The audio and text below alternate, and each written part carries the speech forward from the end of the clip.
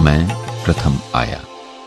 दूसरा विश्व युद्ध बस खत्म ही हुआ था और भारत उत्सुकता से अपनी आजादी का इंतजार कर रहा था।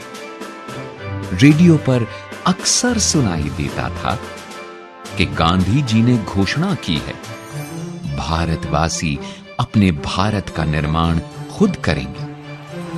देश अभूतपूर्व आशा से भरा था।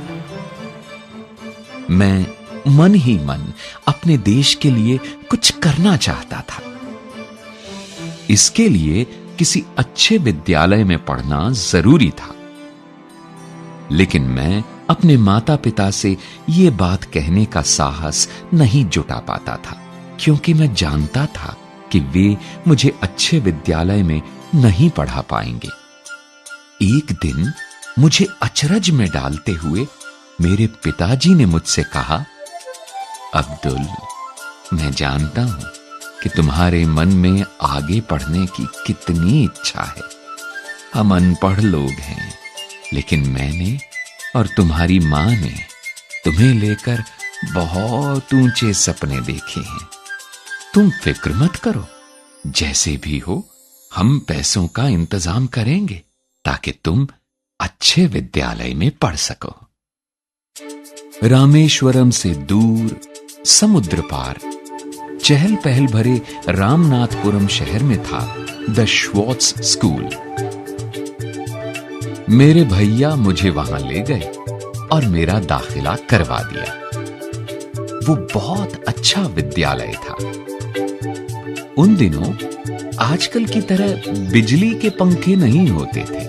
मौसम गर्म और उमस भरा होता तो छात्रों को पेड़ों के नीचे बैठाकर पढ़ाया जाता। दूसरे विषय की कक्षा में जाने का मतलब होता था दौड़कर दूसरे पेड़ के नीचे जाना। एक दिन मैं जल्दी में गलत कक्षा में चला गया। वहां हमारे गणित के अध्यापक पढ़ा रहे थे।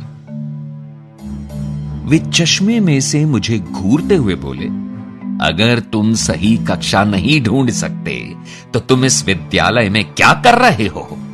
तुम्हें तो अपने गांव लौट जाना चाहिए जहां से तुम आए हो। फिर उन्होंने मेरी गर्दन पकड़ी और पूरी कक्षा के सामने मुझे बेंत लगाए। मेरा दिल टूट गया। मुझे इस विद्यालय में भेजने के लिए मेरे परिवार ने बहुत त्याग किया था। कभी कभी मुझे घर की बहुत याद आती थी, लेकिन मैंने ठान लिया था कि मैं अपने परिवार का नाम जरूर रोशन करूंगा। उस दिन मैंने निश्चय कर लिया कि मैं सिर्फ अच्छा छात्र ही नहीं बनूंगा, बल्कि सबसे अच्छा छात्र बनूंगा। मैं दिन रात पढ़ाई में जुट गया। कुछ महीनों बाद जब परीक्षा का परिणाम आया तो मुझे गणित में पूरे अंक मिले थे। मैं उत्साह से भर उठा। अगली सुबह प्रार्थना के बाद मुझे दंडित करने वाले गणित के अध्यापक जी खड़े हुए और मुस्कुराकर बोले, मैं जिसे भी बेंत लगाता हूं वह महान बन जाता है। उनकी बात सुनकर सब लोग हंसने लगे। फिर अध्यापक जी ने पूरी बात बताई और मेरी ओर इशारा करते हुए बोले, मेरी बात याद रखना, एक दिन ये लड़का इस विद्यालय और अध्यापकों का मान जरूर बढ़ाएगा। अध्यापक जी की बात सुनकर मैं पहले हुए अपने अपमान की कड़वाहट भूल गया।